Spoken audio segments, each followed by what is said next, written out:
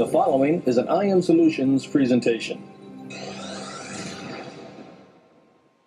The Greatest Stories Never Told is a series of videos that highlights the little-known but significant contributions of alumni, administrators, and staff at historically black colleges and universities to provide a well-prepared science, technology, engineering, and math workforce. Today we spotlight Jesse Russell, whose innovations in digital signal processing led to the modern cell phone that changed the world.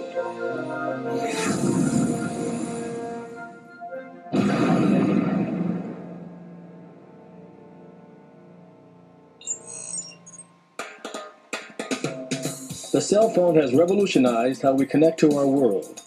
It has created a paradigm shift in how society communicates. Cell phones have become indispensable for businesses, families, and individuals. Its usage has gone up from 34 million to over 204 million in the last 10 years. Few of us can imagine life without our cell phone. But all of this would not have happened without the remarkable advances in wireless technology made by pioneers such as Jesse Russell, an internationally known inventor who graduated from Tennessee State. The beauty of historical black colleges for me, just talking to me personally at a personal level, is that what they did for me, they gave me the nurturing and the freedom to challenge. They didn't shut me down. And the teachers were more nurturing, or the professors were more nurturing, right? And what they did was they gave you a chance to express who you really were. If you're sitting in an SBCU and say, as I did in 1972, when I said, well, I want to work at Bell Laboratories, right?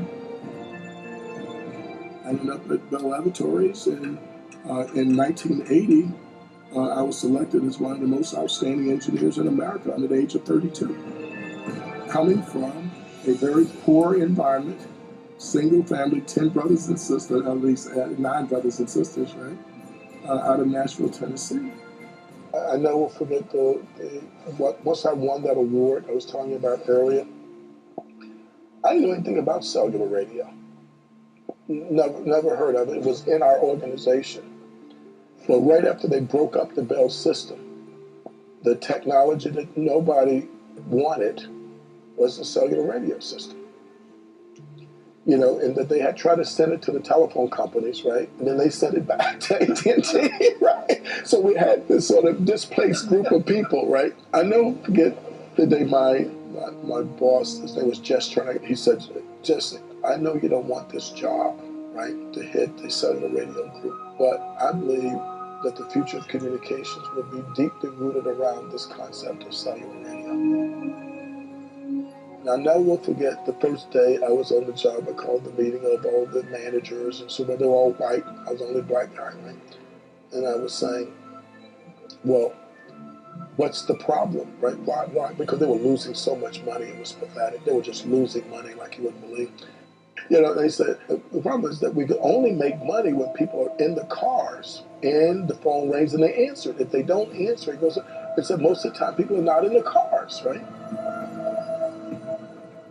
And so what I said was, well, that seems like an easy problem to solve, right? Why don't we just take the phone out of the car and just put it on the people? And I said, I guarantee you, if you put the phone on the people, I was thinking about just making money, right? So I said, I guarantee if you put the phone on the people, when it rings, they'll grab the phone. And I said, every time they grab the phone, we'll make $1, right? You know, right? You can tell the brother coming from the street, right? It's like selling stuff, right? So I said, every time they hit the phone, right, we'll make $1, man. And I said that we could turn the business around. At the time, I didn't know that the phones looked like the ones and they had these big batteries, you know? And so I looked like your battery, right? And so they were very nice, and they didn't say, look, it was kind of stupid for you to think that we could actually put these kind of phones on people, right? So they said, that, no, the problem is there are more people than there are cars, and we had designed this for cars, and so there's not enough spectrum to allow us to put that many people. That's why you can't do that, right? Then I said, oh, that's what your problem is. What they didn't know, I was probably one of the leading authorities in digital signal processing. because that's how I'd gotten the award before, but they didn't know that, right? So what I said was, oh, that's a simple problem to solve. What we'll do is that we'll completely digitize the speech. We'll substantially reduce the amount of bandwidth required on a per user basis. And I described to them how you could do that, by what modulation schemes you would use and so forth. Then I said, if you do the math on that, and I can show you how we do that you can get 4 times the number of people in the same amount of spectrum. And it took us from like 1984 to 88, and we built the first digital cellular system any place in the world. And we took that business from like about $100 million business to $5 billion, simply because I had so much self-confidence, right, that I was able to challenge the status quo in the midst of all the stereotypes about African Americans, in the midst of an all-white group, that I had enough self-confidence to say what I believed, right, that could be done. Mr. Russell's innovations have continued with his own company, Inc. Networks, and is developing telecommunications for the future. So in the future, people will not just making voice calls or doing text messaging or data. They actually will be doing video calls like this as they walk around, not just between 2 people, but between groups of people. So you have a situation now in the cellular communications industry where the devices, from an innovation point of view, is outstripping the innovations in the network. Right. I mean, so you can build the fanciest device you want here, but there's no network to talk to it that can deliver the bandwidth that's needed to do these very fancy things that they talk about with iPhones and iPads, right? Then you have a very limited thing. When you want more bandwidth on this device, then it's better to put the radio transmitters inside the building.